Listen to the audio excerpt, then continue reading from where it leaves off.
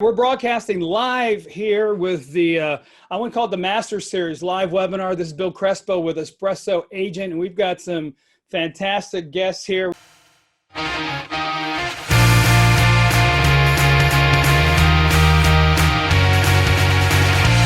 Colton, Lindsay, and Ricky Carruth, and they're in different parts of the country. I'm here in Virginia Beach. Colton, tell them where you're at. What state are you in? Yeah, I'm in Ogden, Utah, so just north of Salt Lake City. Ogden, Utah, and you are actually in your garage. This is my office. So we had this old warehouse turned into our oh, this is cool. Sweet office. Yeah. I see the garage doors. And Ricky, you're in what state? I'm in Alabama. Yeah, good old sweet home Alabama. That's awesome. And so here's what's interesting. You know, you come from two different markets, and I want to talk to both of you because, you know, let's say, you know, you've got different price ranges, you've got different things going on in each market. And let's make some introductions. Let them know a little bit about yourself, how long you've been in the business. And so, Colton, how long have you been in real estate? Yeah, so I got licensed in October 2005. So we're coming up here on 14 years now that I've been in this industry. 2005. And how about you, Ricky? 2002. 2002. So what's interesting is that you guys got in right before the recession hit. Mm-hmm. Yeah. Yeah. In 2005, actually, we saw indication of that happening. And so what happened to both of you guys in the recession? Ricky, what happened to you? What went on there? Well, long story short, I got in real estate when I was 20. Because the market surged so much, I made $1 million before I'm 23. And then the market collapsed on me and I lost everything. I literally was sleeping in my car for a couple nights, sleeping on friends' couches, went back to roofing houses and worked on an oil rig for a year, which I actually loved because I knew at that point in my mid-20s that I was learning lessons that people next to me in their 50s and 60s were learning and that I would come back bigger and stronger. But yeah, literally lost everything, went bankrupt. And that was really the turning point for me in my career because I learned everything not to do. You know what I mean? Yeah. And so then I came back to absolutely dominate every inch of the industry. Even though we hated it when it happened, it was a learning experience. It was a huge learning experience. Well, you wouldn't believe how incredibly happy I was during that time, man. You were happy. I was happy. Yeah. So were you married? No. There you go. That's why you were happy. No, I'm just kidding. But anyway, because if you were married, like my wife and me were. Anyway, Colton, what happened to you in the recession? Thanks for that, Ricky. You know, I was blessed because I didn't know what was going on. I was young. So I just kept calling people and I saw these top agents that were dominating, 2006, 2007. Because it hit us a little bit later here, right? Than the other markets. I saw them starting to lose their nice cars, their nice houses, their nice stuff. And all of a sudden, I'm the guy carrying 20, 30 listings because I just kept making the phone calls. I did learn how to do a shit ton of short sales too. So like what I just thought is, okay, if I could just keep stacking my pipeline, whether I get paid in 90 days or 12 months, which a lot of times I did with these short sales, I was stacking up paychecks 12 months out. But I just kept calling and it was cold call prospecting. Mojo was my thing at the time because that's all that existed, right? I just had that software, started calling people, and I just called FSBOs, expires, and cold calls and built my database. And as the market shifted, I had a head start, because then everyone starts getting back into the business. But I already had my database built by then, so it just kept growing and growing and growing. That's amazing. Before Mojo, there was Bill Joe. That was me, and it wasn't Mojo, man. Remember the old days? We're dialing with two phones. Hey, so what advice can you give both you guys? And I want to get into a whole bunch of stuff because I'm so happy you guys are here. But what advice can you give people? Because they're teasing us with this recession thing, but just what you learned, Ricky, that you could give advice to people that are out there just thinking about the recession or what you learned that was so valuable in that process. Oh man, this is where I really shine, to be honest with you. And not to plug anything at all, not trying to plug anything whatsoever, but I did write a book about my experiences through that moment. And the mindset behind it is closings continue to happen every single day, regardless of what the market does. The market could completely crash. If you go back to 2008, 2005, 7, 9, 10, whenever it was, you go back to your MLS or county records or however you want to look, you'll find that there were still closings every single day, which equals two possibilities of a deal for you, because you got a buyer and a seller, two possible clients you could have represented. So multiply those transactions by 2. That's how many possible clients per day were actually available to close deals, not just to sign a listing or negotiate an offer, but came to an agreement, didn't fall through, and closed. So the opportunity is absolutely obnoxious when the market crashes, because buyers that buy when the market's down, they want to buy right now before it goes up. And the sellers that got to sell, they have to sell now because they're in trouble. And so it creates so much urgency in the market, and all the agents leave the business. Yeah. I love that. Don't you feel that urgency? I was telling clients just the other day, use what's on television right now with your clients, because this thing is, if we can just take that urgency that you just said, Ricky, and start to use it in our dialogues, it'd be awesome. That's good stuff. So here's what I heard you say. Closing continues to happen no matter what happens with the marketplace. Yeah. That is awesome. What about you, Colton? What can you give as far as advice to people on this situation? I think a little bit is just don't read into it so much. Because you're either driving through fear, or you're driving through pleasure. That would be the first thing. Second thing I would say is work on your self-confidence and your self-worth and your self-value, because our job isn't to show up to these people and convince them to do business with us. I think that's kind of like even the old style. I remember when I got into real estate, everyone was really about convert every person into a deal, no matter at what cost, Right. The reality is our job is to convince these people that we're convinced we're the right way to work with them. And if we're in a fear state, we're not going to come across with that energy. And then I think the third thing is be amazing at managing your money. I was so blessed to see everyone lose their stuff, and I managed my money freaking amazing. I learned cash flow management early on in my career, and so grateful, because then I started buying real estate, and real estate went up right now, and my net worth went up, my passive income went up. So what's going to happen though when the market does shift, because it's cycles, everything does, is we see people that, most people, they end up making more money in real estate than they've ever made in their lives, especially the last handful of years, and they're not used to it. So they're spending money out of control. Their lease payments are high, their expenses are high, things are high. And when the market shifts, they're not going to be able to pay for it. So what I would say is start to get rid of any residual payments that you have, if you haven't already, so that when the market shifts, you can take market share, because people are going to get out and you're going to be able to dominate even more. I like that. Keep calling. Market shifts, take market share. That's beautiful. What have you guys read the book Profit First? I love that book. That's great? It's an amazing book. I don't know why. You know what? It's funny, Bill, you bring that up. When I started early on in real estate coaching and training, especially with the Mike Ferry organization, they never talked about this crap. Get more debt, go get a new car, and work your ass off until you're stressed out of your brain. Thank you. Creates a bunch of alcoholics and drug. And that's one thing I'm passionate about, right? So many people are addicted to drug and alcohol and food and spending today because of that stress and that mindset. Profit First, if you can follow that, will shift your life forever. Yeah, I think it's a book that, like, you get your license, you walk in and you grab that book and you read it first before you do anything. It should be read it first and profit first. But that's fantastic. It's a great book, guys. If anybody's out there, pick it up immediately. Don't waste enough time, because you'll make some mistakes, guaranteed, if you don't read it. So let's talk about numbers, Ricky, for you. How did your growth happen in business? How did you pile up in units sold over a course of some time? Well, how did that all grow with you?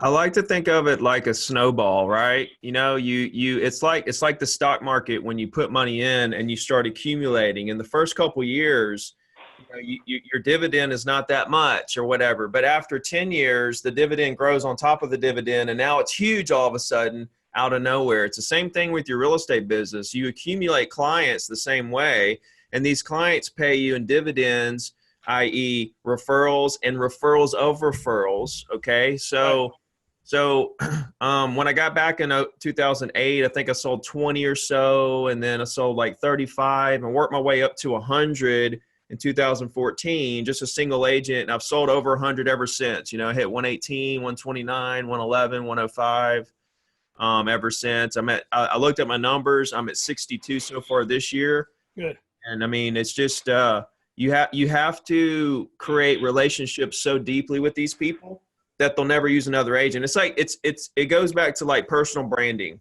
I think personal branding, because people are worried about, oh, this company's going to take over the industry and all this and all that. Well, create a personal brand and make the clients want to use you, draw that attention to yourself. So I think personal branding was a big thing for me. I didn't even know I was doing it. I did it through a weekly email, and that's been the vehicle of the snowball for me. So when you say personal, tell me what you did on that email. Hey, I love all you guys multitasking. Colton's eating, you're drinking. I don't have anything. This is what top producers do, guys. They eat and drink and talk and make money all day long. So Ricky, what was, give me an example of the email. Kind of like with the email, there's a couple of things. Okay. There's number one, it has to be consistent, right? Every week on Wednesday since 2007, 12 years, every single Wednesday, no matter what, markets crashing, me being on vacation, changing companies, hurricanes, doesn't matter. That thing went out. And so what happens is, it's the same thing with social media. When you do things consistently where people see what you're doing, like posting consistently on Instagram, Facebook, podcasts, YouTube, when they see you doing things consistently, they start to relate that to who you are as a person. Oh, they're dependable. They are consistent. They're a hard worker. Right. It was the same thing with the email. Consistency is the biggest thing. The second thing is original content.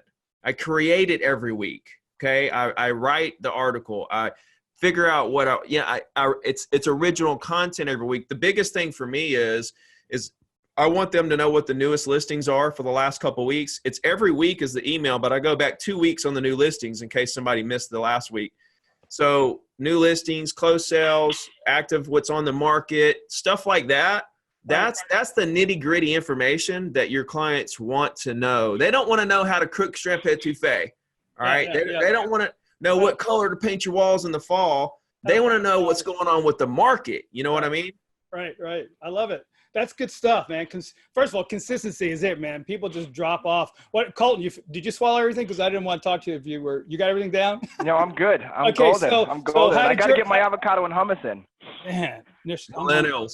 So how did your business grow? Tell me how you started off and how it just. Yeah, so the first 10 months were horrible. I sold 2 homes. One was to my sister and one was a walk-in. It was new construction.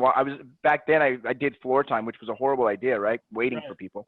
Right. But I did floor time. Guy walks in, bought a house. So that was the first 10 months. And I was like, man, this isn't working. So I joined a coaching program at the time as Fearless Agent. And then I went to do 22 deals. And then it just kept growing from there to where in heaven forbid, I remember one year I did 42 for sale by owners. I never want to do that again. That was like, oh, so many freaking for sale by owners. To where as a single agent, I was doing about 70 to 75 deals a year. And I was really obsessed. I don't know if you guys know Garrett White. He has a company called Wake Up Warrior now, but at the time I'd heard him when he was going through some really bad times in his life, losing everything, but he'd said the words financial freedom. So I became obsessed with creating passive and residual income. Through my early 20s, I wasted all my money on sex, drug, and alcohol, and then wasted the rest on other stupid stuff, right? So, but then I got married early 2000 or late 2010, had my first baby, and it really drove me to get smarter with my money. I shifted how I did things, became financially free by 31, but I recognized I was completely miserable. Like I was like, okay, I'm making all this money. I'm completely unhappy. Like, what's the point of this? And then I started shifting my focus from just about money and significance and certainty to contribution and to growth. And what happened from there is I stopped selling so many homes myself. I started building a team to where my team probably does 60, 70 deals a year. And then I have a brokerage now. We have about 28 agents inside of my brokerage. And then we launched the WGR Academy, which has its mastermind from all over Northern America. Like Canada, US. And so my focus has shifted to more not just doing deals as much myself. I'll probably do 6 deals myself this year, but I've now focused on how can I contribute more to the industry that I love so much, and not just growing money. Like, guys, I want you to grow your money and I want you to create financial freedom, but I want you to get addicted. And this, I love Ricky. He has the same philosophy. Get addicted to life. Like get fulfilled from the inside out. He was talking to me before this call, and he's like, you know what the secret like is, just like not care so much about what anyone thinks and just be you and just do you. And that's really what I'd love to bring more. And I think me and Ricky are on the same page with this. We want to bring this more to the real estate industry. Yeah, I think that's great because you said something a little bit before that we all got in that trap when it was, hey, go out and buy a new car, get into debt. That's going to give you motivation. I mean, that is so much of a lie that it ruins so many people in the early days. And I'm glad you guys are saying this because, first of all, it's all about your family. It's all about enjoying your life. The money will be there and all these things will happen to you. And listen, you don't need to have the money these guys have either, but enjoy the friggin' process. I mean, just enjoy it. So, Ricky, how many sources are you guys in? I want to ask you that, Colton, too, but sources, Ricky, how many sources do you use in generating business? Like, where do you go get it from? Well, I have such an incredibly large business. I've closed over 1,000 deals. I have so many past clients. Like my business now is like it's a crazy monster, if you will. Like I do the best I can do just to keep up, with the people that want to see properties, list properties, buy and sell and stuff like that. However, my main source of business, like how I built my entire business, was circle prospecting. I tried expireds. I tried for sale by owners. I tried internet leads. I tried all the different avenues of business. And looking back now, what I know now, which is you have to value the relationship over the transaction. Knowing that now and knowing how far I've come with that philosophy, now I've tried expireds with this new philosophy because I always used to be transactions over relationships. Right. And that's why none of those sources of business worked for me as well. But now I go back and I've done a little bit of expireds with my newfound, the way that I do business now, and I absolutely crush it. So I don't think it's necessarily what source of business that you choose. You can choose any source you want. I think the bigger issue is what are your intentions, with your clients? What's the big picture? You have to be able to see the big picture here. Like why are they buying or selling? Right. Ricky just froze. Ricky did freeze. Freeze. Frozen Ricky. Yeah. Let's all freeze. Let's we go. Okay. So he'll come back. So Colton, tell me your sources. Yeah. So now my sources are, number one is sphere of influence and past clients. Probably 60% of my business comes from that. And it's such a funner way to do business, with doing client appreciation events, calling them, doing fun things with them. And my philosophy is how can I add even more value to my network without regards to how I'm going to get anything in return. And my old mindset was, it was all about me. How do I get the deal closed? How do I get paid? And that's why I did so many for sale by owners, but I kept so few of them as past clients and referral clients later on because it was horrible transactions. My second source of deals now comes from what I call a people farm. So people farm to me is someone that's thinking about buying or selling real estate in the next 3 months to 2 years. They've just rose their hand and say, hey, we're thinking about it. Once my daughter gets out of high school, or we're waiting for a job transfer, or you know what I mean? They got something, it's percolating in their mind, right? So that's the second thing. And we really stay in front of them today through a little bit through postcards still, direct mail, but mainly through email and 100% all in on retargeting ads on Facebook. I can get a video vlog in front of a past client or a sphere of influence or someone on Facebook for 10 cents a view. It cost me 34 cents, the cheapest, to get a postcard in front of these people, right? So digital marketing is so huge for us now. And then our third source of business actually comes from cold call prospecting. And that's where we're constantly filling the funnel into the people farm so that they're kind of growing over time. So that's the third source. And then we do a couple FSBOs and expireds, but not very many. It's not a major focus of us. So when you're saying cold call, who you calling? I mean, who you calling? Just circle prospecting? Yeah, it's like circle prospecting. Basically, circle prospecting, we're calling neighborhoods where we know there's a high turnover rate and that they've got equity of some sort in there, that our ideal place to call is someone that is lived there for about 7 years and has a good chunk of equity in there because they're probably percolating in their mind. But we want to call the high turnover rate areas. Are you doing any research for that? So so people can understand how you do that, because that. Yeah, we don't do our research isn't super scientific. Ricky just said he's trying to come back on. So. Okay, cool. But what we do is we just check up we kind of observe where like we see things selling. We check it out on the MLS and kind of see what the turnover rate is. You could do it much more efficient with other products. I know Remind is a really effective one that a lot of my mastermind partners use. What's cool about that is you can really dial it in on, okay, who's been there 7 years? What's their equity? And then you can call just those people. So we tend to see we try to call neighborhoods that have been there 7 years so that we have that turnover rate. So, with everybody wanting to build teams up too, because we can go to that direction a little bit, because I know that, listen, I mean, we don't always want to be in this position of calling all the time.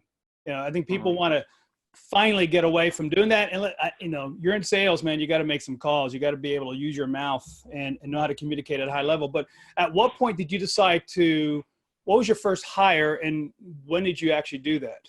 Yeah, my first hire was, I probably hired her sooner than I probably needed, but meant to, I just didn't want to do any of the process of the file. So I hired an assistant / transaction coordinator early on. Back in that day too, there didn't exist transaction coordination companies. It was like you had an assistant, right? So right. I would today, in fact, we did this year. I actually got rid of my assistant and switched and outsourced to a transaction company. And then I got a personal assistant to do all the other stuff, right? But in the olden days, I hired an assistant that did the transaction coordination. And then the second hire that I made, and that was probably 20 to 30 deals that I was doing, but I was on pace for like 50. So like I had done 20 to 30, but I knew I was scaling up. And then my second hire was actually what I call a junior agent. It was a young kid that wanted to be in real estate, but he didn't really know what he was doing. And I said, okay, come work for me. And here's what you're going to do. You're going to make phone calls all day long, and you're going to just set appointments, and you're going to fill the pipeline. That was my second hire. And then I never really got into hiring like buyer's agents, seller's agents. What I did is I would hire young kids, and this is my model today, that they start prospecting for me, then they get their license, and then they start showing homes for me, because my philosophy was, okay, showing homes is my biggest waste of time, but buyers are still deals, right? So how could I leverage myself here? So then I would do the appointment in the office and get the contract signed, and then I would tell them our process that we're going to do. And then Garrett, at the time when we first started this, he'd go show them the homes. I'd hop on a 10-minute call afterwards, and then I'd walk through the offer process, and then I'd shoot a message. In those days, I'd shoot a message over to my assistant to write it up. Now I use Asana to assign those tasks, or my team does, right? So then that was how I did it. So then I would move up these junior agents to senior agents today. And today my team's not very big, right? So we have 2 junior agents, and we have 2 senior agents. I have my personal assistant, and then for my online business, for my academy, I have a full-time social media guy, does all of the content creation and curating and editing and stuff like that. So that's how we do. That. So, they say that you go through, 6 or 7 assistants till you find the right one, or until you learn how to hire. How do you hire the right person? Hey, yeah, so how I learned how to hire the right person is I needed a position filled. I knew that 20 to 40 deals a year, I call level 3 agent. That's where, if agents make it through that 87% failure rate that Ricky's always talking about reducing, if they make it through there, they cap at 20 to 40 deals a year, because they start spending money on liabilities and they get out of control with their life management. The business runs them, right? So I knew I needed to leverage. And so I wrote down a list of everything that I first hated to do. And then I wrote down a list of everything that was just, I could have someone do for cheaper than what I could do it for, right? And then I just freaking put an ad up. At the time, it was Craigslist. And that's what I hired through. I didn't know what I was doing. That person worked out for about a year, which was like a horrible marriage that we were in. But it worked. It leveraged me at the time. Then the second person I hired, I got a little bit better. I found out, okay, maybe I should call some references. Maybe I should like ask their experience, stuff like that. And then actually, what really helped me was I went to a Keller Williams course. I think it's called Career Visioning now. But I learned, okay, guess what? Like if my organization, there's 2 ways to go in business. I can do the old method where I'm going to be a single agent for the next 30 years and not build a real business where I got to be in it all the time, or I can build a real business. The real business requires people. Success comes through community. And as I did that, I realized I have to have a constant flow of leads of hiring people. And just like I have a process to qualify buyers and sellers, I need a process to qualify these leads. So then I just built out a recruiting process to become part of our model. And that's what we did. Yeah, that's great. And I want to ask you the same question, but a book that really is still relevant today. It's an old book that's been out for a long time that you just said of moving from this guy singly to a team is Cash Flow Quadrant. That book it still makes sense, right? You go from employees mindset, and some of these people cannot get. It's okay if you don't have a team, because some of you just can't handle doing a team. But to be able to have that leverage, you should read that book. So Ricky, tell me a little bit about how you set up your organization. How did you start that process, and how many people do you have on your team now? Okay. Yeah. As far as agents go, 0, just me and an assistant. Okay. I just did a video on that, actually posted it today. It's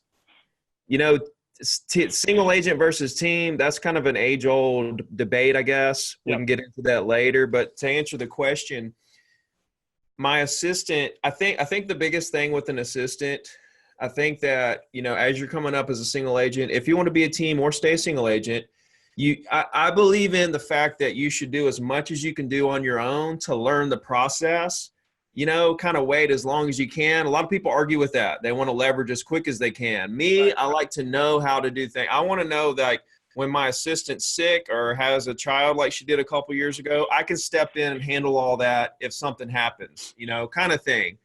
Yeah. But, I got up to 30 active listings before I hired an assistant.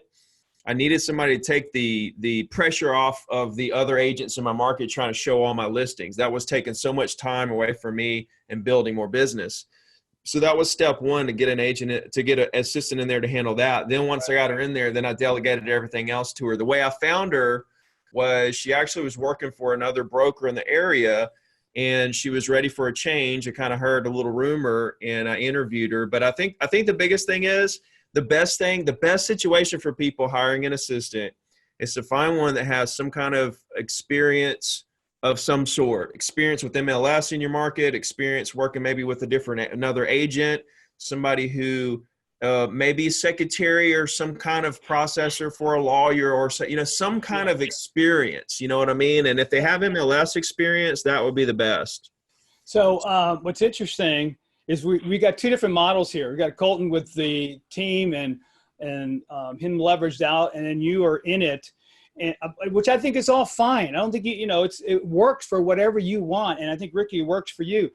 Tell me a little bit about your schedule, like, because you do have yourself in the system. What's your schedule like daily? Well, and it's probably the same. I would fear to say me and Colton work the same amount of hours. Like, having a team doesn't make you work less. You know what I mean? Yeah, it's all about like where your efficiencies are. I'm a very efficient guy. Like, everything I do is calculated to multiply times 10, every single thing. That's why I don't buy leads.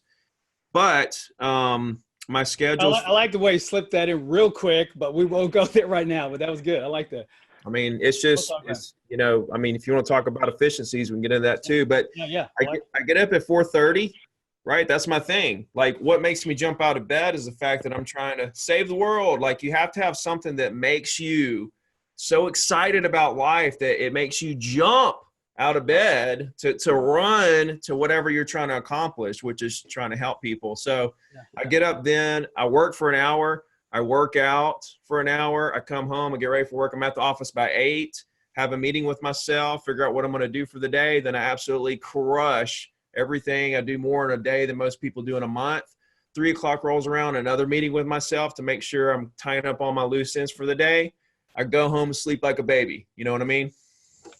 I love that. I'm a wordsmith here, I want everybody just to understand, you've got probably 2 guys here that could generate enough energy for a power plant and put it into a city, and they'll be having lights for about a month. So, but that's it, man. I mean, think about it. How boring is it to work when you're not really into it? And a lot of people are struggling in real estate, but I'm hearing you say things like crushing it, working out, and then sleeping like a baby. Because if you put your work in, you're going to sleep like a baby at night, which is great. I don't go to sleep, dude. I pass out. Yeah. But I think what's important too is, like, at least for me, I can't speak for Ricky, this energy is not by accident, right? I choose to create it every single morning. Right. When I get up at 5 a.m., I grab the 30 ounces of water, I drink it to get my blood flowing. And I go straight to, okay, what were the 3 things that I love about my life in the last 24 hours that made me laugh and feel good? And I'm programming my reticular activating system with that type of energy. What makes me smile? What makes me laugh? What makes this life worth it? And you know, what's funny is when you get more dialed into what you want to create in life, right, and you focus on that, it naturally happens, and you can do it in less time. So one of my drives to become financially free was to be able to travel more with my family. Part of my unhappiness process unraveled, and I realized I was in the wrong relationship to create the life I wanted. And as that came, now I'm a single dad at 35. And guess what? Like, I get to have my kids 60% of the time, and I still get a business that does, you know, 7 figures or close to 7 figures on a regular basis. And I get to be flexible with my schedule, but I don't get less done. I actually get more done in less time because I'm more focused on what's important for me and what's my purpose. All right. So it's interesting. Ricky, we all have bad days. We all have days that, like, you just got to control. Both of you are into controlling your mindset. How do you actually handle that? When you have a day, listen, it could be personal. You know, things happen, man. Life, it ain't a bed of roses every day. What do you do in that situation for you? How do you control that, Ricky? I mean, every day is a bad day, right? It's the only way that it could really affect me, to be honest with you, is if somebody close to me passes away. I mean, that's it, man. Like, as far as all this business stuff and losing a deal or, you know, not being on top of my game or not feeling up to it, all that's absolute just garbage. I mean, that's not even, I mean, that doesn't even affect me whatsoever. It just doesn't, I don't care about any of that stuff. I'm here to do a job. What is my job?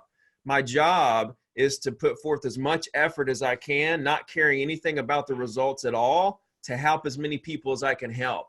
That's why I pass out at night, because I sleep like a baby, because I left it all right there in the day. I don't have any energy left because I gave all my energy to other people trying to help them do what they're trying to do. You know what I mean? And that's all I care about. It doesn't matter if they close a deal or if I lose a deal. If I lose a deal, I'm going to turn around and go get 5 more people, because why? Business is unlimited. It's why Zillow can't take over. It's why Amazon's not going to take over. It's why Ricky can't. If somebody could take over, I would have already figured it out. We wouldn't even be here on this podcast. I would be selling every single property in the country. I'd be selling every property. So, I mean, it's like this facts. Yeah. Yeah. Hey, that's called, we'll drop the mic. All right. So look, Colton, tell me what you do on those days that are just, it's just, and we're not encouraging divorce here, but it happens. Right? Yeah. So in the olden days, truthfully, how I dealt with it was through drugs and alcohol. And I'm not like excited that this was my life, but I remember driving to listing appointments, smoking a joint, getting high in the middle of the day. That's how I dealt with it. And unfortunately, all you have to do is go to an event in Austin, Texas called Mega Camp, and you will see all these top producers getting wasted out of their mind. Okay. So that's how I used to deal with it. But how I deal with it now is through faith. All things are possible through Christ who strengthens me. God is on my team. He is the #1 resource that I have. I don't know if you guys have paid attention lately. We're literally floating on a freaking rock in the middle of outer space, which is phenomenal. Like, it's a miracle that we even exist, and we're freaking complaining about what? What are we complaining about? And so first thing for me is I'm always getting on God's side, because I realize that he's doing everything. He's the one in control. And then I get into action. This is how faith works. When I take action, it sends a signal to God for him to act, right? So he gets into action. So really, I get close to God. And there's 2 things that I believe. One is called preventative care. That's what is your rituals in your morning routine every single day. And I know Ricky has one. I know Bill has one. And for me, I get really quickly to my happy space with my thoughts. Then I move to breath work, which chemically changes my body. And I move to meditation, which lets the thoughts just disappear. And then I move to intentional thinkitation or prayer with God. And I get really creative with what it is that he wants me to do. I think we have to stop asking, what do I want out of life, and start asking, what is life asking from me? What is God asking from me so I can go deliver? That's the first, is preventative care. That happens with our mind and our body and our soul. Health and vitality is huge for me. I'm drinking green smoothies every day. I'm hydrating 150 ounces of water. That's important. But the second is in the moment, right? is in the moment when something like that was unexpected, that wasn't part of the plan. And write this down. Your plan is going to get fucked up over and over again. It's never going to go like perfectly smooth. And if it does, you should be worried. That's when you should be worried, if it's going smooth all the time, right? Right. But it's in that moment. A lot of things I do is I'll do a 60-second breath work. I know Ricky says this, he'll just breathe through it, right? He'll breathe through it literally in that moment. But I do a lot of great book to read is The Net and the Butterfly. I've consciously moved myself from so much in the focus mind to what's called the wandering mind. I'll just like, you know what I mean? Like things aren't going the way I wanted. I'll drop everything and I'll just go walk outside for 10, 15 minutes and just whatever happens, happens. Sometimes I'll just end the day early and say, hey, cancel my appointments. I just don't want to deal with this. And I'll just go do something else that makes me feel better, that makes me feel awesome. I get reset and then I get back into it. Yeah. And you know, we're all different ages and it can still be. How old are you, Colton? You're what? I'm 35. 35. Ricky? 38. 38. I'm 62. So all I'm saying to you is that you can do this in any age. I mean, because, you know, oh, I'm too old for this crap and I can't change and I don't have, listen, I know I've got more energy than most guys in their 30s just because I chose to do that. So what you guys are giving, you're giving advice, and we are at any age, which I think is great. So, you know, no excuses here. What is you know, you just said a couple books here. Tell me that last book, The Net and the Butterfly. The Net and the Butterfly, one of my favorite all-time books. It really goes into research how people like Bill Gates or, you know, what's the dude from Apple now? It skips my brain. Like people that have created great breakthroughs in the world, how they've done it. And there's really only two ways. It's some of it's been through actually drugs and alcohol because they've got out of their mind a bit. Yeah. But the other way is by doing things like staring at fire, going on walks, but just getting completely disconnected from a specific outcome and letting God just give the opportunity versus here's what happens today, Bill. All the time, right? So people are missing these opportunities and these blessings around them all over the place. Yes, we need to be on this phone, but we don't need to be on this phone all the time. Yeah. And so that's where the opportunity lies, is when we can skip out of the focus mind sometimes into the wandering mind. And just to be clear, when I say wandering mind, I don't mean just like vegging out, watching Netflix and eating Cheetos. I mean getting connected with freaking the world, getting connected with humans, getting connected to the source of everything. That's what I'm talking about. I love it. I love it. Ricky, what books have you read similar to this that you feel has been impactful to you that someone else could say, hey, pick up today or tomorrow? My favorite book is A Slight Edge by Jeff Olson. I don't know, man. That is like the most powerful. I read 100 books. Back when the market crashed, I read 100 books because I was so curious of why I failed. You know, I mean, I'm the hardest working, most honest guy. You know, what did I do wrong? Other people are still succeeding. What's going on? Why am I sleeping in my car? Why am I, you know, sleeping on friends' couches, bankrupt? And I was on this quest for knowledge. I just had to know what is the difference in all these people and me. So The Slight Edge is more of a, you know, the little things that add up to be huge over time. So it isn't more of a, you know, why you failed kind of deal. However, it does open your mind up to the fact that, you know, the little things you do today that you don't think make a difference because no big, huge results happening out of them right now today, do end up creating huge, even bigger than you think results over time. So I think that along with, and if you want to talk about a real estate book, The Shift by Gary Keller. Yeah. I mean, I read that during the shift and literally was the reason why I was able to come back so strong, because I understood the philosophy behind the shift and how when the market's down, you acquire more market share, which, by the way, Bill, before you interrupt, it's not how many listings, closings you have. It's how many real relationships you have with property owners in your market. That's market share, because that agent owns all the future business. We trade stocks on future earnings of companies. I trade market share of an agent on future earnings of the agent through how many relationships. I would take an agent that sold 10 properties last year that has 500 real voice-to-voice relationships with property owners over a guy that's selling 100 properties a year that has zero system in place to stay in touch with people and doesn't really care what happens after the closing and all that good stuff. Yeah, no, that's very important, because you remember the old days those guys were getting a lot of complaints. I know for a yeah. fact. The calls were coming in. People were complaining. You know, I ran a company, so believe me, I get that. So this is great. Another good book that I want to recommend, because I think that you've got people out there listening right now that are not where you are at, and they got to take that bridge. And so reading books is so important to all of this transformation that you guys have had. Another good book is called Alter Ego, about this transformation that you need to have when you're in the playing field. And it's this consultant that talks about how athletes get into this mindset. So let's talk about you and training and what you do. One second, Bill. One thing I want these guys to understand, be patient.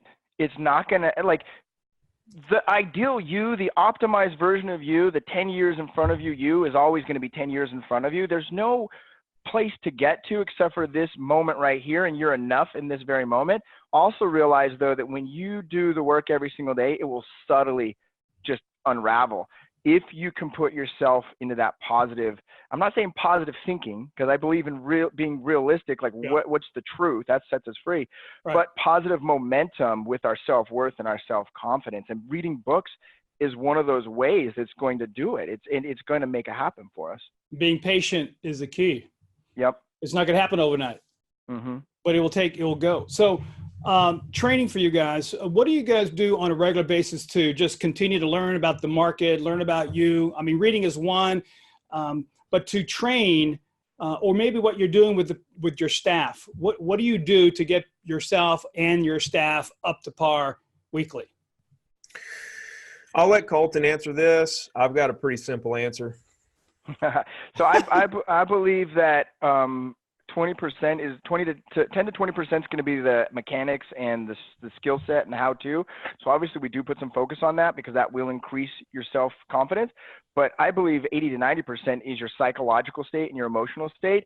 So I show up every single day and I take them through routines that I do in my own life so that they're building their self-worth, they're building their own value. And guess what? When you're on the phones calling, when you're showing up on listing appointments, when you're doing open houses, when you're out there, you start to feel the market. You start to know the market really well. I think that's the best way, is to get doing the work and pay attention to the market. If you're not paying attention, if you're not literally getting in the market, you can't learn it really any other way. Getting in the fire is the best way to get burnt.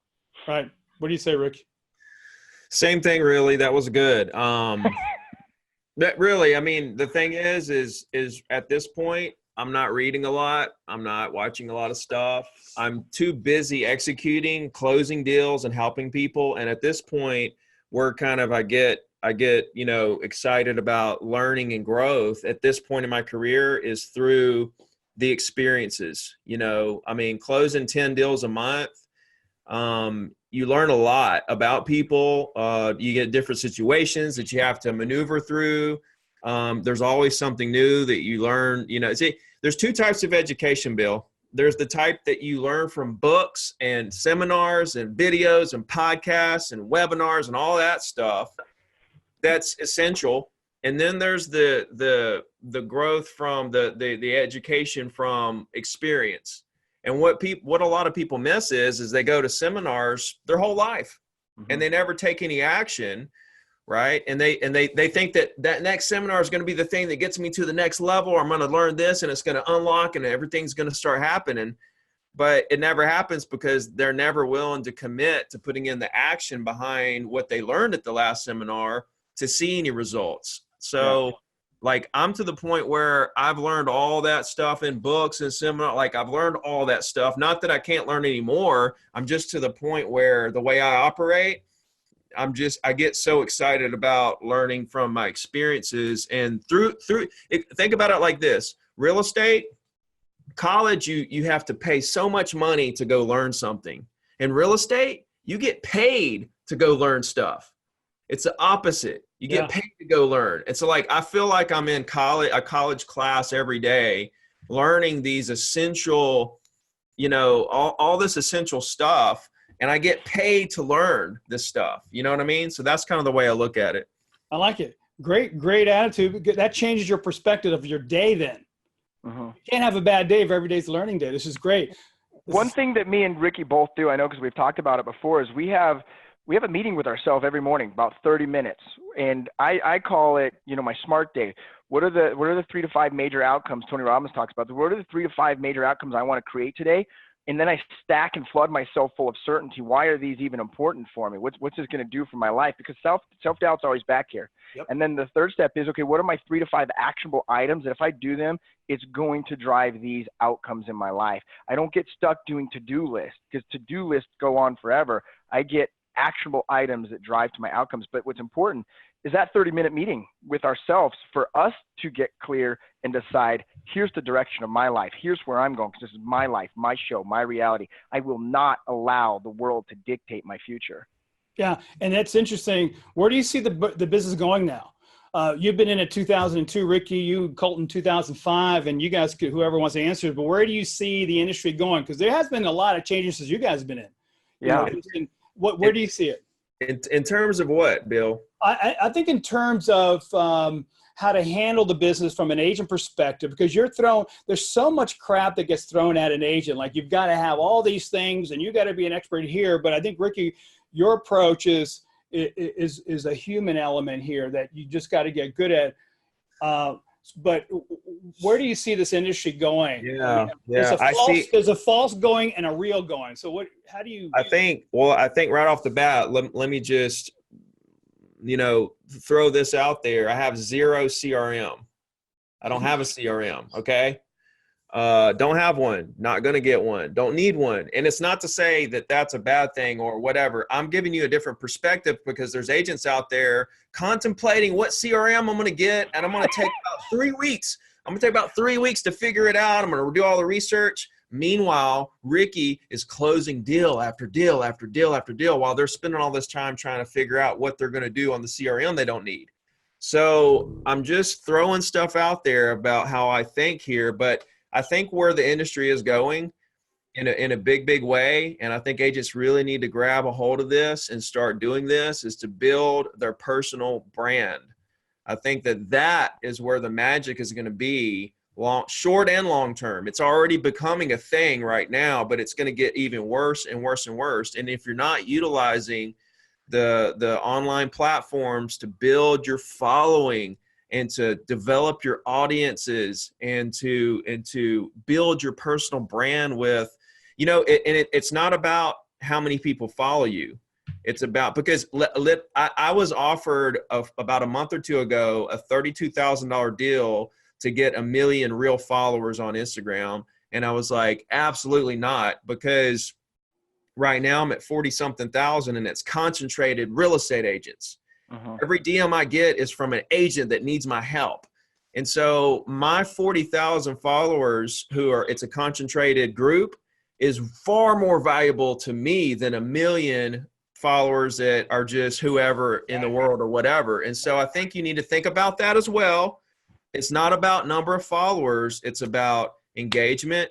It's about how are you building a brand around who you really are, and are you engaging back through DMs and comments and replies? Are you putting in the work? Are you putting in the work? And this type of work that doesn't pay you anything, you can't say, oh, I spent 5 hours on social media today, so I made this much money. It doesn't work like that. You make 0 for this. You're putting your faith in the fact that personal branding is going to continue to be a thing. So I think that quit overthinking all the little gadgets out there. Sure, get a CRM. I'm not saying don't get one. I'm just saying make a decision. Make a fucking decision and get one. Stop dilly-dallying. The extreme is I don't have one, and I'm one of the top agents out there. So it's just a different perspective. So quit overthinking things. Make a decision. Go.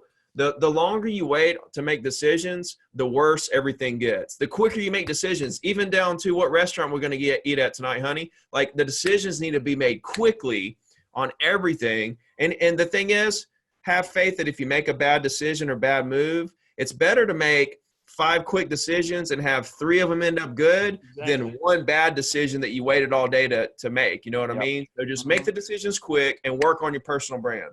Yeah, Bill, I love it. Remember Bill Clinton said, it's not about making the right decisions, it's about making the decision right. Whether you like Bill Clinton or not, he has been a great leader in our country. And I think what we have to understand, there is a major shortage of leadership in the world today. It has to start with leading yourself first, and then you start leading other people. That's all me and Ricky do, is we lead ourselves and we lead other people. So we look at the future of real estate. It's exciting. It's like, stop looking at the future with technology and what's going on is scary. Like, you're going to be out of a job. I'm so fucking tired of hearing this about people. Yeah. 5, 6, 7 years ago, I was doing 50, 60 deals a year or whatever it was. I remember on a fax machine. It's probably longer than that now, right? Well, 2012, right? I guess that was longer than 5 years ago. But it does shift. Technology shifts. That's okay. Be excited about it, but develop your leadership skills, and you're going to do that through attraction-based marketing and creating that personal brand Ricky's talking about. Number one is have a network of people that know you. Number two is have a message that you stand for. WGR, it's simple. Make a difference. I don't care if it's for our real estate clients, for our community, for real estate agents in our academy. How can we go make a difference for people? And then the third is, how can we deliver that message to our network over and over and over and over and over again? And right now, you have to do that through digital marketing. If you are not getting involved with digital marketing, you're missing one of the biggest it's like owning fucking real estate. Like, start to own real estate in the wild, wild west. And when you do that, guess what? Naturally, your voice will just be heard by people, and people will come to you. I'll give you a simple example. Last night, I went out on a date.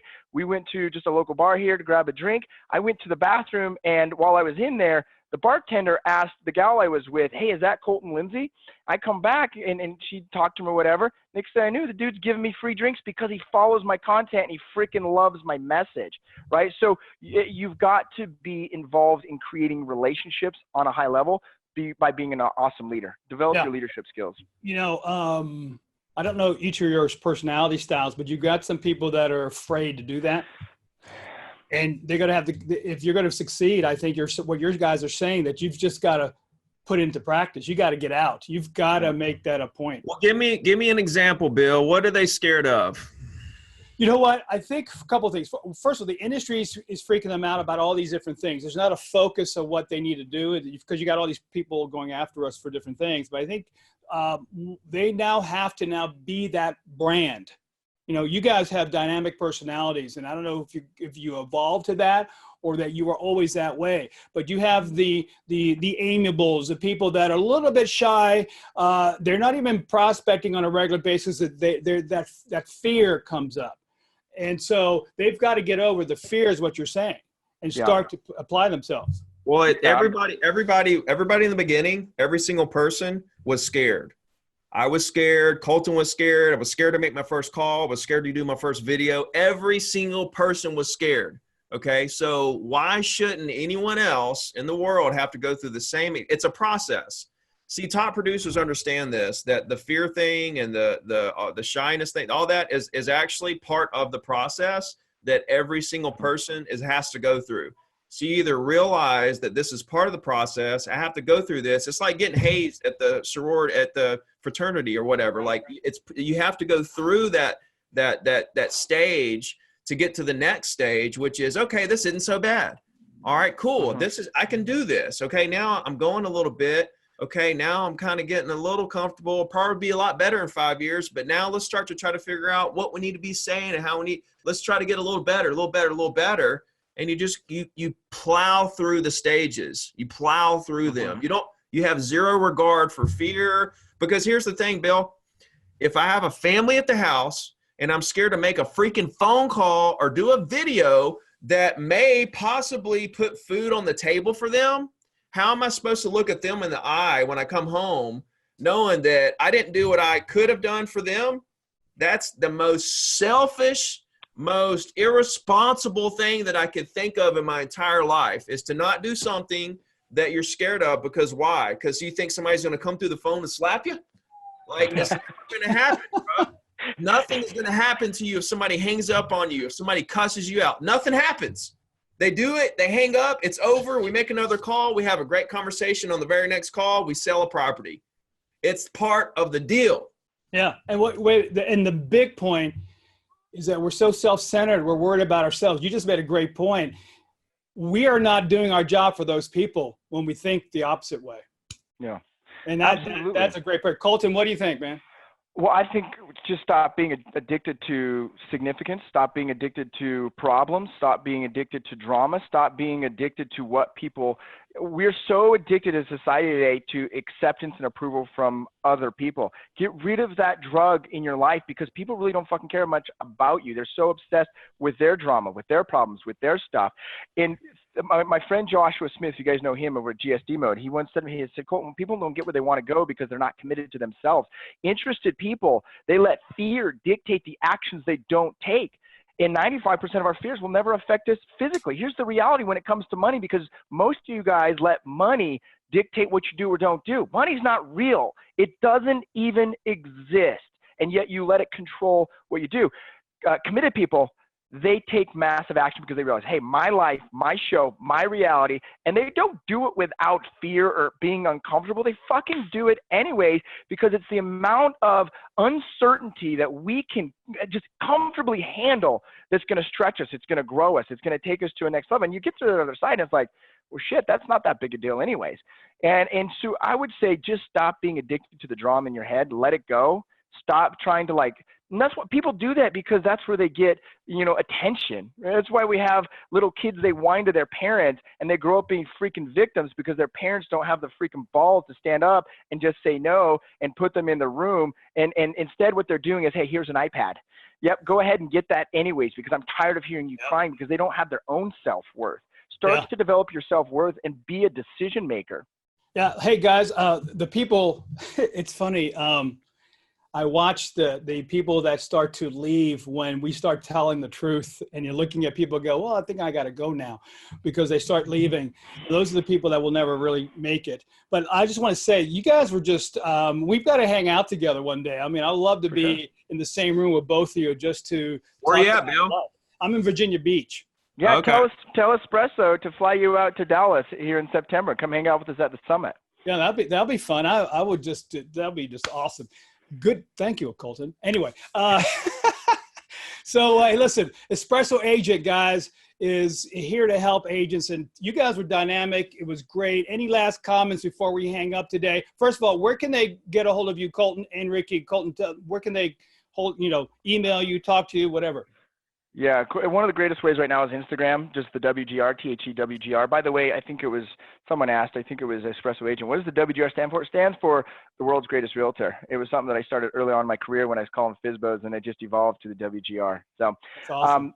Find me on Instagram, the WGR. Also, just real quick plug, because that's what I do is I plug shit, is me and Ricky, Danny Morell, Brian Casella, Joshua Smith, September 19th through the 21st. We're going to be in Dallas, Texas, hosting what I believe is the real estate event of the year, because it's guys that are focused not just on the new school, but not just on the old school. They blended it together, and it's what Ricky calls kind of the new age of real estate. And they're all making it happen. They're all $1 million plus earners.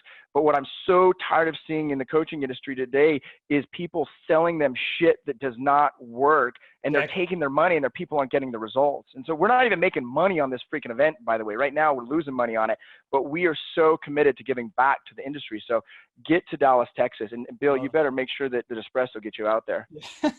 Hey, thanks. We'll have to talk about that after this is over. Ricky, how do they get a hold of you? Okay, so I'll tell you what, if you guys follow me on YouTube and Instagram and email me, ricky@0todiamond.com, I'll send you my marketing plan and an ebook on my email, my weekly email. But I answer every single DM on Instagram, every single one. I get about 200 a day. That's what I do from 4:30 to 5:30 every day. But my last words goes back to this last question we had. And I wanted to say that the people that are scared out there, to me. Oh, right when the message is getting good, he freezes again. That freaking Alabama internet is horrible. This is like this is a cliffhanger. You'll have to tune in next week to hear to hear what Ricky had to say. Ricky, you're back. Am I back? Yeah. Yes. Man, this is like the cliffhanger. Tell us. Thank good Lord. Where did you guys lose me at? I lost you at the cliffhanger. Okay. One thing you want to say? One thing I wanted to say was about this last question we had about fear, because you guys that won't move forward because you're scared of something tells me a lot about yourself. But what I wanted to say is that if you will stand behind your intentions that you're there to help people, and let that dictate the fact that you don't care what people think about you. It's like, okay, oh, quit calling me, you crazy real estate agents. And I'm like, well, I'm sorry, but all I'm trying to do is help you, ma'am. You know what I'm saying? Like you got to stand behind why you're there, and not let people get in your head and let you, not let that dictate what you're going to do, because you know why you're there. They don't know why you're there. And sure. But at the end of the day, when you put content on social media and you're making calls and you're doing all the things that you're trying to do to build your brand and to build your database and to build your audience and your following, it doesn't matter what you do. Only 20%, 30%, 10% of people that see that content or hear you on the phone or whatever are going to relate to what you're doing and like you and want to do business with you. Exactly. That leaves a whole other 70%. 80%, 75% that don't want anything to do with you. Okay. And I think the problem is we're all focused on the 75%, right? We need to focus on that 10 to 20 to 30% of people that we run into that want to do business with us. Those are the people that are going to help take our business to another level, not the 75% that cuss us out or don't like us or already have an agent. So go through the process to find the people who don't want to do business with you and the people that do want to do business with you. It's all part of it. This stuff is real estate is simple because it's easy. Yep. Yeah, it's so easy. Hey, here's an example. We got to go overtime for a second. Here's an example of don't worry what people are going to think. The founder of Waze, it's that, the app, he said, perfection will make you go broke. Good enough will make you rich. Do it good enough. I remember about a year and a half ago, I was really cranking out content, and I get pretty amped up. Sometimes you start to hear the F word come out, and that's okay. That's my thing. But I remember at the time I was making a switch to eXp Realty, and I'm so glad it didn't work out. But they actually banned me from the company because my social media wasn't professional enough. Yet what I want you guys to take from this is we can focus on that loss, which you're going to have a lot of what seems to be losses, but it's actually happening for you. It's the biggest gift of your life, because now I'm building a brokerage that we're on track in the next 3 to 4 years to sell that for $4 to $5 million, right? So you never know what opportunity is going to come when you just get into action, and it's going to seem like it's like you were losing. You weren't really losing if you sit back and you look at what worked and what didn't. Adjust, make adjustments, and move forward over and over again, but get into action. Yeah, when one door closes, another one opens. We know that. A million more open. That's right. So guys, listen, man, this is awesome. Again, we've got to hang out again together one day. It was great, first of all, having a conversation with you guys, because we haven't had that conversation before, but this was awesome. I appreciate it. Espresso Agent appreciates it. Appreciate you and what you guys are sharing with everybody. So thanks for being on today. Let's keep in touch, guys. Ricky, go to it. Colton, do it, man. See you guys.